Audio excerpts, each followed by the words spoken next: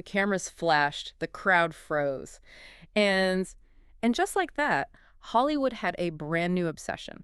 Imagine a famously fierce fantasy queen sitting down for, a standard, highly polished press interview. Right, totally controlled environment. Exactly. The lighting is absolutely perfect. The PR reps are hovering just off camera. Everything is meticulously controlled. And then a casual slip of the tongue, a single sentence about a highly classified sequel.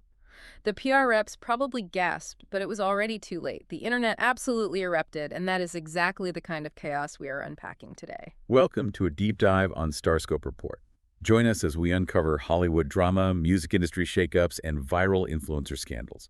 From red carpet surprises to social media controversies, we dive deep into the stories behind the fame. Because today we are zeroing in on a viral leak surrounding one of the most highly anticipated sequels of the decade. We are tracking the follow-up to Amazon MGM's smash hit Red, White, and Royal Blue. Oh, the internet's still recovering from this one. It really is. We've got a massive stack of sources to sift through today. We're pulling from an exclusive Swoon interview with the original author, Casey McQuiston, an Entertainment Tonight set visit, Screen Rant exclusives, and, of course, the deeply passionate, buzzing social media threads that have been dissecting every single frame of information. If you are one of the millions who have been furiously refreshing your feeds for any crumb of information about Alex and Henry's next chapter, you are in exactly the right place. Yep. Our mission today is to figure out exactly what is happening in the upcoming sequel, Red, White, and Royal Wedding. So the machinery of Hollywood PR is generally foolproof, right? Especially when a studio has a hit as massive as the first film. Which, we should remember, was one of Crime Video's top 3 most watched romantic comedies ever. I mean, they usually guard the sequel's details like classified state secrets. Yeah, exactly. They want to control the narrative, release perfectly timed teaser trailers, and build hype on their own incredibly rigid schedule. But human error is just the ultimate wild card. And that wild card came from the most unlikely of sources. Lena Headey. Wait, Cersei Lannister? Yes. You know her as the utterly ruthless Cersei Lannister from Game of Thrones. She recently joined the cast of this sequel. She was actually fresh off the cancellation of her Netflix Western drama, The Abandons, and she sat down with Screen Rant to promote a totally different project. Oh, an action flick called Ballistic, right. Exactly. Right in the middle of this press tour, when asked about Red, White, and Royal Wedding, she just casually let it slip that the movie will hit Prime Video at the end of the year, meaning the end of 2026. Wow. I mean, it is genuinely funny to think about the Amazon executives just spilling their coffee when that interview dropped. Oh, the panic must have been real. But beyond the humor of the leak itself, the timeline she revealed is what we really need to look at, because principal photography for this movie only just began on January 19, 2026. Right, and they wrapped at lightning speed in March 2026. And that timeline is exactly what I want to challenge here. Because this isn't, a small indie film shot in a single house in the suburbs. No, definitely not. This is a massive transatlantic production splitting locations between London and New York. So how does a production of that scale, with a massive star-studded ensemble, wrap fast enough to realistically hit a late 2026 release? I mean, aren't you sacrificing location authenticity if you rush it that fast? Are they really just sitting on a soundstage in London pretending it's a New York winter? Actually, yeah, that is exactly how they do it. And it tells us a lot about the director's efficiency and the studio's overall strategy. Really? Yeah. Wrapping a 2-country shoot in under 3 months means they're absolutely not hopping the entire cast and crew back and forth across the ocean. What they do is called block shooting. Oh. So they capture all the interior New York scenes on a London soundstage. They strictly control the environment. Which makes total sense when you consider the fandom. I mean, Right. If they tried to shoot on the real streets of Manhattan or outside Buckingham Palace, the paparazzi and the TikTok crowd would just leak the entire plot in a weekend. Exactly. Avoiding the nightmare of controlling crowds on real city streets is paramount for a production with a fan base this rabid. Definitely. Plus, rom-coms don't typically require massive CGI post-production work, unlike, say, a Marvel movie. Once you have the footage in the can, the editing process is largely about pacing, maximizing the comedic timing, and ensuring the chemistry lands. The heavy lifting is mostly done in pre-production, so a late 2026 release while aggressive, is entirely feasible if they keep a tight grip on the logistics. And having seasoned veterans on set definitely helps that efficiency. I have to say, though, I just love the visual of Lena Headey in this universe. She is stepping into the role of Princess Catherine, Henry's mother. Yes, and based on what she told Screen Rant, it sounds like she is having the time of her life. Yeah, she described the character as a little uptight, but quite funny, and she called the entire cast a warm, nutsy band of people. The casting is a stroke of genius, honestly. You have this actor known for playing one of the most intense, scheming, wine-sipping villains in television history. And now she is stepping into this joyful, queer, romantic comedy. It's such a pivot. It is. And for queer cinema fans, this is actually a massive full-circle moment. This is her first return to the rom-com genre since 2005, when she starred in the cult classic Imagine Me and You. Oh, wow, that is such a great piece of trivia. It's like she is returning to her roots, but with royal status this time. So we finally know when the movie is coming, and we know there is a royal wedding on the horizon. Right. But who is actually walking down the aisle? Because the answer to that is going to completely shock you. But first, if you're loving these Hollywood twists, make sure you're subscribed. We've got even crazier stories ahead. It really is a fascinating manipulation of fan expectations, honestly. When a studio announces a sequel with the word wedding in the title, it sets a very specific, undeniable hook. Oh, absolutely. It's the standard rom-com sequel formula. You escalate the commitment. When the title Red, White, and Royal Wedding was officially announced in October 2025, the internet collectively gasped. I remember that day. Everyone assumed it meant wedding bells for Alex and Henry. I mean, it just made perfect logical sense based on the trajectory of the first film. It did, but here is the massive fake-out that completely pulled the rug out from under the fandom. It is not their wedding. Wait, really? Not at all. Nope. According to an Entertainment Tonight on-set video and a deeply revealing interview with author and screenwriter Casey McQuiston for Swoon, this is Princess Beatrice's wedding. B is the one tying the knot. Oh, that is brilliant. McQuiston literally said they saw actress Ellie Bamber, who plays B, in the wedding dress on set, didn't they? Yes, exactly. And if the fans still had their doubts, that ET set video features Taylor and Nicholas playfully looking right into the camera and warning everyone. They said, "We are here for bees, don't get confused." They explicitly called it a red, white, and royal blue herring. A blue herring. I love that. But the psychological shift in the fandom here is what really caught my eye. If you looked at Reddit and TikTok the day this news dropped, the whiplash was just palpable. Oh, the outrage was real at first. Right. Initially, there was absolute shock and a significant amount of anger. People were genuinely upset, posting things like, wait, I waited years for a sequel and they aren't even getting married. Yeah, but within about 48 hours, that outrage morphed into a massive collective sigh of relief. Okay, I have to push back on that a bit, because if I am waiting 3 years for a sequel called Royal Wedding, and it's not the main character's wedding, my first instinct is that it feels a bit like a spin-off. Why would superfans be relieved that the climax of the story is happening to a supporting character? Well, it's because of the caught car syndrome. The caught car syndrome. Yeah, like a dog finally catching the car it's chasing. Fans realized that rushing Alex and Henry to the altar would actually skip over all the delicious, nuanced relationship development they desperately want to see. Think about it. If they get married in movie 2, where does the story go? Huh, I guess you're right.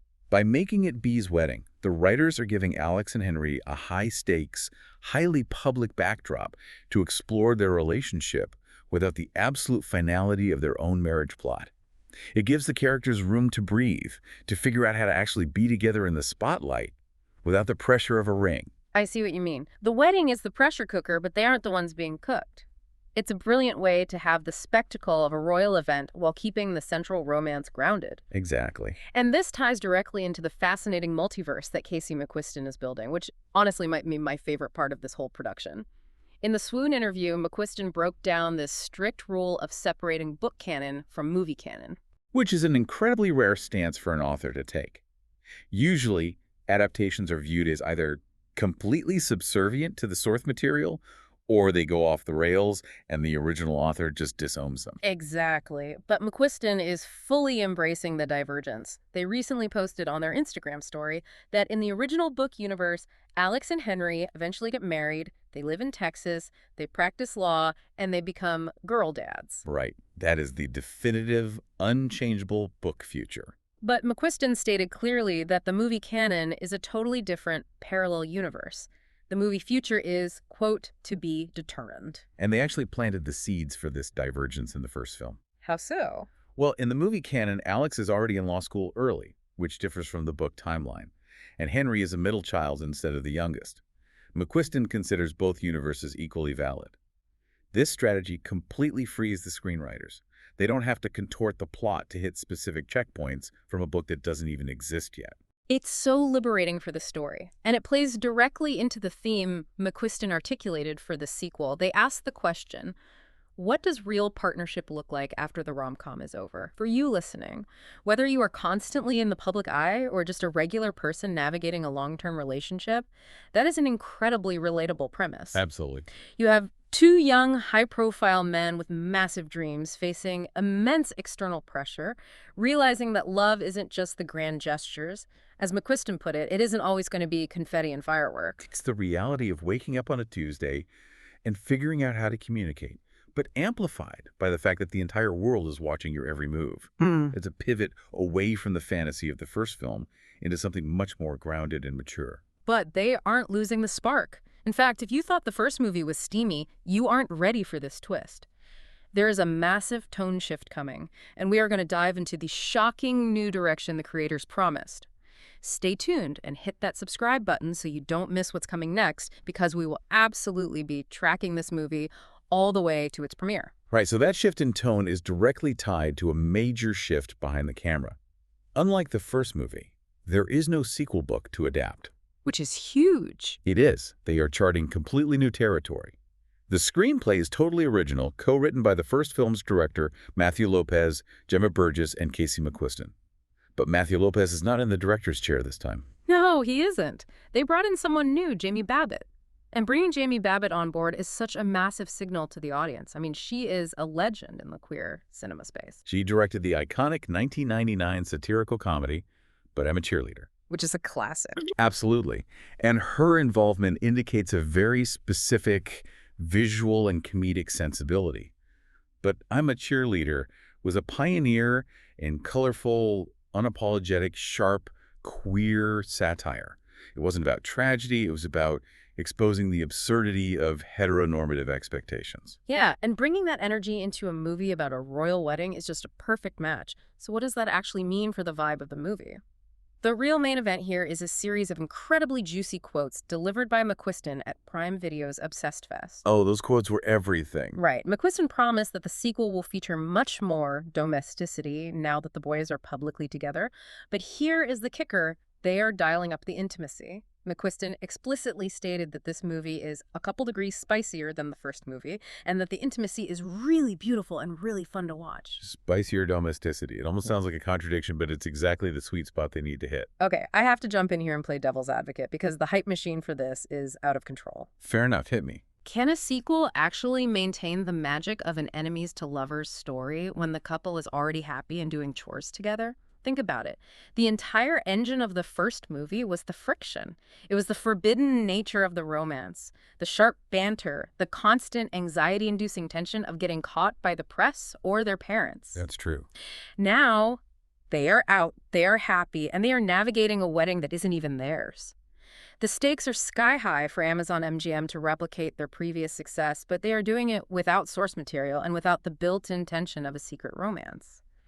Isn't there a massive risk that spicy domesticity just translates to 2 hours of being kind of boring? I completely see where you're coming from, because historically, Hollywood has really struggled with the happily ever after. Conflict is the root of drama. Without conflict, you just have a montage. Exactly, a 2-hour montage. But if we pull back and look at the broader landscape of queer media representation, fans are absolutely starving to see queer joy and domestic bliss on screen without it being followed by a tragedy.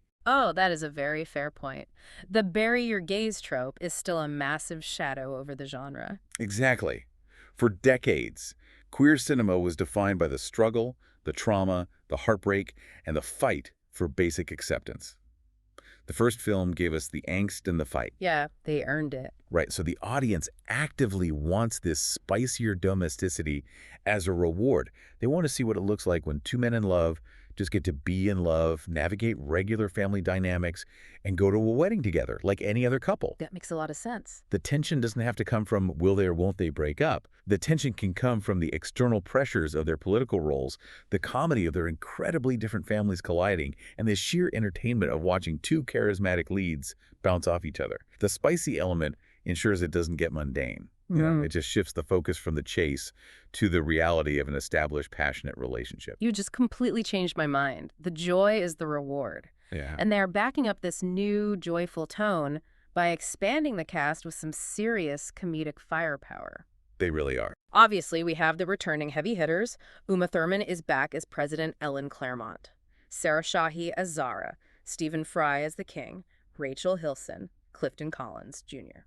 Bringing back these veteran actors is crucial, because if the central plot is shifting toward domesticity, you need that high-stakes political backdrop, the President of the United States and the King of England, to provide the external pressure that keeps the story moving. It grounds the fantasy in a world with real geopolitical stakes, but you also need to elevate the comedy. Exactly, and the new comedy injections are what caught my eye. Yeah. Saturday Night Live's Chloe Fineman has joined the cast. Oh, she's hilarious. And McQuiston specifically singled out returning actor Thomas Flynn, who plays Prince Philip, Henry's highly traditional older brother. McQuiston called Flynn one of the funniest people I've ever met, and promised he is going to utterly steal scenes in this movie. Expanding Philip's role is such a smart move because he represents the stuffy traditional establishment that Alex and Henry are constantly bumping up against. The anticipation surrounding this specific blend of comedy, romance, and political pressure is deafening. Think about this. The movie actually won the Next Big Thing award at the 2026 Queerties Awards back in March. Wait, seriously? Yeah. That was months before anyone had even seen a single frame of a trailer. Which is just wild to me. It won an award purely based on the hype and the promise of what this creative team is putting together. It really shows how unique this fandom culture is, rewarding the idea of a movie before it even technically exists in the public eye. It speaks to the deep emotional investment the audience has in these characters. It really is a fascinating evolution of a modern fairy tale. It is. And as we wrap up today's deep dive, I want to leave you with one final lingering question to ponder. As this original movie sequel charts its own path, completely diverging from the books and creating its own unique universe under Jamie Babbitt's direction, will the cinematic version of Alex and Henry ultimately overwrite the original novel in pop culture history? Oh, that's a great question. When we think of these characters in 10 years, which canon will define them in our collective memory? You've been listening to Starscope Report, where Jordan and Jamie uncover the stories shaping Hollywood, music, and pop culture. Thanks for tuning in, and don't forget to subscribe for more stories that keep the stars shining.